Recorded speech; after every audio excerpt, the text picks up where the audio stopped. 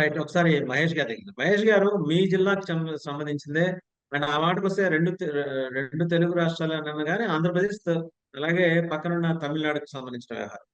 మొన్నటి వరకు మీడియాలో ఒక కథనం వచ్చింది. ఏమని డిఎంకేలోనూ చేరబోతున్నారు. లేకపోతే ఆయన విజయ్ గారు ఒక పార్టీ పెట్టారు. అదేదో పేరు పలకటం అంటే మీరు మోడర్న్ జిల్లాలో వాళ్ళు కాబట్టి ఈజీగా పలికేస్తారు. మాకు చేత కాదు అది. ఆ పార్టీలో చేరబోతోంది ఈవిడ రోజా గారు అని. కానీ అసలు విషయం ఏంటంటే తేలింది మెడ్రాస్‌కు చెందిన తెలుగు ఆరిజిన్ ప్రొడ్యూసర్. అంటే కరుణానిధి గారి బంధువు, సమీప బంధువు, ఒంగోలు పక్క ప్రాంతం ఆయన.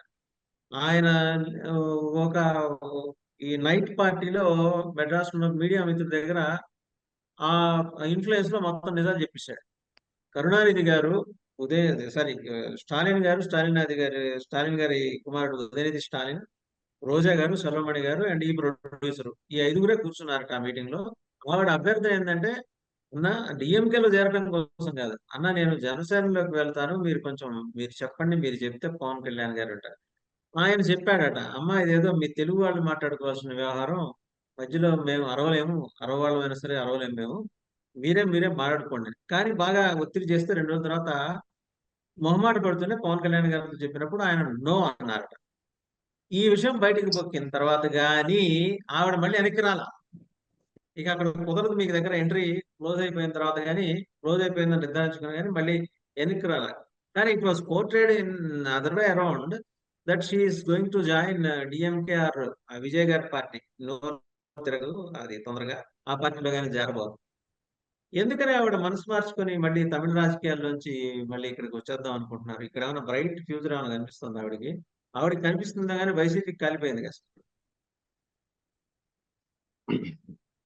సార్ రోజా గారి యొక్క మ్యాటర్ ఎలా ఉంటుందంటే, ఇప్పుడు ఫర్ ఎగ్జాంపుల్ నాకు కొంచెం వ్యూస్ కావాలన్నా కానీ, జనసేన వాళ్ళు కానీ, టీడీపీ వాళ్ళు కానీ ఎక్కువ చూడాలనుకున్నా కానీ, రోజా గురించి కానీ మాట్లాడితే కొంచెం వ్యూస్ వస్తుందో, లేకపోతే కొంచెం న్యూసెన్స్ క్రియేట్ చేయొచ్చు, కొంచెం బాగా రీచ్ అవుతుందని నాకు ఇది ఉంటుంది. నేను నగిరి నియోజకవర్గమే. నేను ఇప్పుడు మన రేగ లక్ష్మణరావు గారు మాట్లాడితే పవన్ కళ్యాణ్ గారు జనసేన పార్టీ గురించి మాట్లాడి ఏదో అలా వాళ్ళ స్టైల్లో ఉంటారు. నేను అలా కాదు సార్. మీరు అనుకున్నట్టు, ఎందుకంటే మీకు ఇన్ఫర్మేషన్ ఇస్తున్నాం. రోజా గారు నగిరిలోనే ఉన్నారు. మీరు చెప్పిన డేటా మీరు అలాగే ఉండిపోని, అది ఎలా స్పెక్యులేట్ అవుతుందో అలా స్పెక్యులేట్ కానీ ప్రాబ్లం అయితే లేదు. ఆమె అయితే మాత్రం పబ్లిక్ డొమైన్ లోనే ఉన్నారు. ఈ మధ్య కూడా కొన్ని కార్యక్రమాలకే హాజరవుతున్నారు. ఎందుకంటే మేము రోజు చూస్తూ ఉంటాం రోజా గారిని, మేము రోజు చూస్తూ ఉంటాము, రోజు ప్రోగ్రామ్స్ కి వస్తా ఉంటారు. కాకపోతే మీ నగరి నగరి ప్రజలు అదృష్టవంతులండి. రోజు ఒక హీరోయిన్ చూస్తారు, ఒక మాజీ మంత్రిని చూస్తారు. అదృష్టం అదే సార్, ఆంధ్రప్రదేశ్ లో మిగిలిన జిల్లాల వాళ్ళకి లేదు. ఆమెకి ఆమెకి ఏంటి సార్, ఆమెకి ఇప్పుడు తమిళనాడులో కూడా ఎంట్రీ ఉండదు సార్. దానికి కారణం ఎలా అంటే, రజనీకాంత్ గారిని సడన్ గా ఒక టైంలో ఒక మాట అనేసింది ఆవిడ. చంద్రబాబు నాయుడు గారి యొక్క మీటింగ్ ఒకసారి వచ్చినప్పుడు, ఏదో పర్సనల్ ప్రోగ్రామ్ కి వచ్చినప్పుడు పక్కనే రజనీకాంత్ గారి గురించి మాట్లాడేస్తారు. ఈ బెల్ట్ ఎంత ఎలా ఉంటారంటే, ఫ్యాన్స్ అనేవాళ్ళు విపరీతంగా అలాంటి దానికి బాగా కనెక్ట్ అవుతారు. ఈవెన్ ఇన్ఫాక్ట్ రోజా గారు నగిరిలో 2 సార్లు గెలవడానికి ఆమె ఏదో పొడిచిందనో, లేకపోతే వైఎస్ఆర్ సిపి అనో, లేకపోతే జగన్మోహన్ రెడ్డి అనో ఈ సీన్లంతా లేదు అసలు. వాస్తవం ఏంట్రా అంటే, మనకు నగిరిలో మా ప్రాబ్లం ఏంట్రా అంటే, ఒక 60,000-60,000 మెంబర్స్ తమిళియన్స్ ఉంటారు. ఈ బెల్ట్ అట్లాంటి బెల్ట్. ఆవిడ మా భర్త సెల్వమణి తమిళియన్ అని చెప్పి, నిజానికి అక్కడ ఉన్నటువంటి క్యాస్ట్ పీపుల్ గాని, సెల్వమణి క్యాస్ట్ గాని ఒకటి కాదు. ఈయన వేరే క్యాస్ట్, అక్కడ ఉన్న 60,000 మంది వేరే క్యాస్ట్.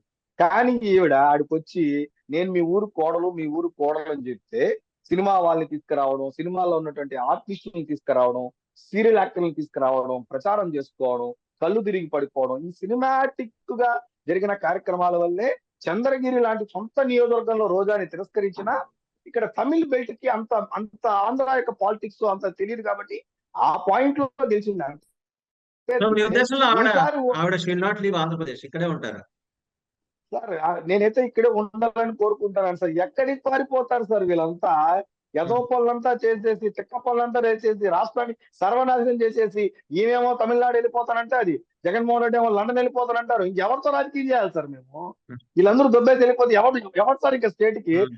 ఇప్పుడు లక్ష్మణరావు గారి పరిస్థితి ఏంటి సార్? ఒక జగన్మోహన్ రెడ్డి లండన్ లో హోటల్ స్టార్ట్ చేస్తే ఆయన డిబేట్ పిలిచేవాడే ఉంది సార్. ఇక్కడ అసలు ఆయన గురించి మాట్లాడేవాడు ఉంటారు. అసలు ఆ పార్టీ గురించి పట్టించుకునేవాడు సార్. మీరు మమ్మల్ని పిలుస్తారా సార్? నేను వైఎస్ఆర్సీపీ బలంగా ఉండాలని కోరుకుంటాను ఆంధ్ర రాష్ట్రంలో. ఆయన ఫేస్ చేయగలుగుతాడు. 100 ఈడీ కేసులను ఫేస్ చేయగలుగుతాడు, 1,00,000 కోట్ల అవినీతి చేయలేదని ఫేస్ చేయగలుగుతాడు, లేకపోతే ఇంకోటి ఆయన ఫేస్ చేయగలుగుతాడు సార్. ఆయన ఏమి ఆషామాష వ్యక్తి కాదు జగన్మోహన్ రెడ్డి గారు. రోజా కూడా అంత ఈజీగా వెళ్ళకూడదని మేము కోరుకుంటున్నాం. పబ్లిక్ డొమైన్ లో ఉండాలా. వీళ్ళు చేసిన పనులు ఇంకా ఉన్నాయి. ఇప్పుడు ఆడుదాం ఆంధ్రాలో 100 కోట్లు ఉంది. ఆ 100 కోట్లు స్కామ్ బయటపడాలా, దాని గురించి విచారణ ఎదుర్కోవాలా, ఫర్దర్ గా నోటీసులు తీసుకోవాలా, కోర్టులు మెట్లు ఎక్కాలా, శిక్ష పడాలా, అకౌంటబిలిటీ So she will రావాలా. be here.